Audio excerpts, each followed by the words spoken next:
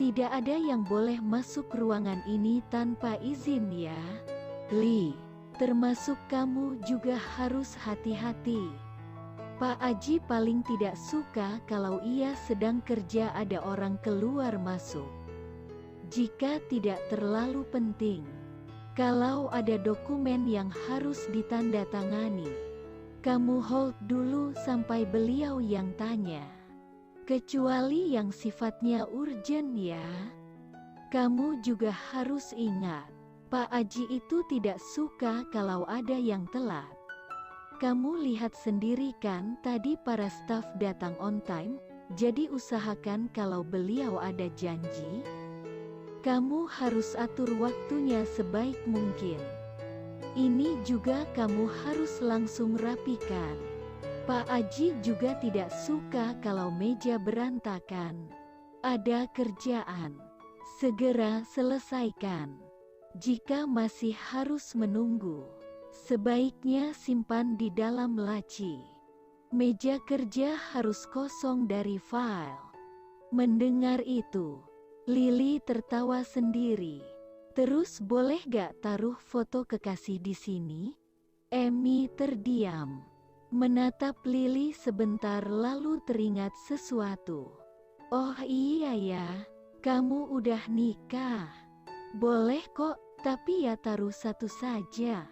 Nanti malah mengganggu kalau terlalu banyak. Emi masih menjelaskan panjang lebar soal Aji. Tapi semuanya tentang tidak suka. Aji tidak suka makanan manis. Tidak suka kopi yang manis. Tidak suka kalau berisik. Tidak suka kalau karyawannya bergosip. Tidak suka ini dan itu yang tak lagi bisa diingat Lili. Setelah sekian banyak penjelasan, otak Lili malah buntu. Terus orang ini sukanya apa? Semuanya dia tidak suka. Hidupnya pasti sangat-sangat membosankan. Kalau semua hal yang menurut Lili justru sumber kebahagiaan, adalah hal-hal yang tidak disukai si bos aneh ini. Sudahlah, Li, itu bukan urusanmu, tagar sisi baik mengingatkan. Saat mereka berkeliling ruang kerja Presdir, Emi membuka pintu lain. Saat mereka berkeliling ruang kerja Presdir, Emi membuka pintu lain.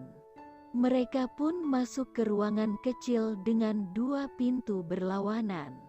Satu mengarah ke toilet dengan kaca yang dilapisi, dan lainnya pintu ke ruangan lain lagi. Emi menunjuk ke arah toilet. Ini toilet khusus untuk Presdir dan tamunya. Pastikan selalu bersih. Kita tak boleh menggunakannya. Pak Aji tidak suka barang-barang pribadinya dikutak-katik orang lain. Lili menghela nafas. Tidak suka lagi. Emi membuka pintu satunya lagi. Kali ini Lili melihat ruangan luas lagi. Sebuah tempat tidur berukuran besar ditempatkan di dekat jendela.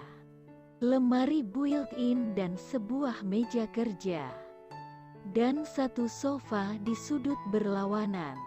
Mulut Lili terbuka. Pak Aji sering tidur di kantor. Pak Aji sering tidur di kantor.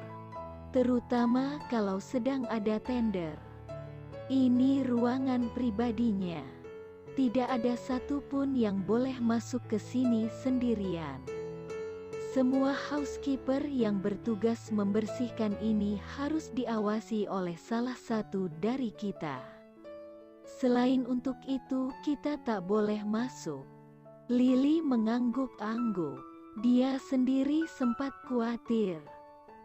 Jangan-jangan Pak Aji ini orang genit juga seperti mantan bosnya dulu. Cakep sih cakep.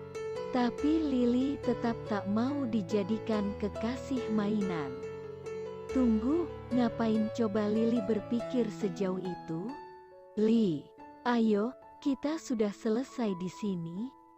Mereka beriringan keluar dari ruang kerja Presdir. Amy membicarakan pekerjaan yang harus dilakukan Lily. Ketika Eza tampak panik mendekatinya. "Mbak, di Kaling Pak Aji. Sekarang harus terbang ke Singapura. Ada masalah?" Wajah Amy berubah serius. Tangannya merogoh ponsel dalam saku roknya dan menekan sebuah nomor. Sambil menunggu jawaban, ia melangkah meninggalkan Lily bersama Eza. Eza tersenyum pada Lily. "Ayo, Li, biar Mas gantiin Mbak Emy ya." Lily mengangguk. Eza membawa Lily kembali ke ruangan kerja mereka. Lily duduk, dan Eza memberikan beberapa file dokumen arsip surat masuk dan keluar. Setelah file-file yang harus dipelajari Lily. Setelah itu ia meninggalkan Lily yang tenggelam dalam tumpukan file-file lama. Tapi, Lily tak bisa memfokuskan pikiran untuk mempelajari semua file itu. Semua staf dalam ruangan itu tampak sibuk. Tepatnya lebih mirip orang-orang yang sedang panik. Mereka berteriak saling mengingatkan, mendiskusikan beberapa hal, lalu berjalan cepat kembali ke tempat duduk mereka. Mencari-cari berkas, meneliti setiap laporan yang tampil di layar monitor. Semuanya terlihat bekerja dengan kecepatan yang tinggi. Lily melirik Amy. Amy masih menelepon. Entah siapa. Lalu putus. Menelpon lagi. Selesai. Ia kembali menelepon. Mengangguk dan menutupnya. Sekali lagi ia menekan nomor dan kembali menelpon. Mungkin merasa diperhatikan. Amy melemparkan tatapan pada Lily. Senyumnya mengembang saat mata mereka bertemu, membuat Lily tertunduk malu ketahuan mencuri lihat. Kali ini setelah selesai menelpon, Amy berdiri. Ia mendekati Lily. "Li, saya tidak bisa berangkat. Saya harus backup kerjaan Pak Aji di sini. Jadi bisa tidak kamu gantiin saya?" "Gantiin? Gantiin apa?" "Mbak, gantiin saya nyusul bos ke Singapura. Nanti ada orang kita yang jemput kamu di sana kok. Kamu udah punya paspor kan?" Lily terdiam. Itu sebabnya ia tak heran ketika di interview awal mereka meminta kopi paspor juga. Lily ragu.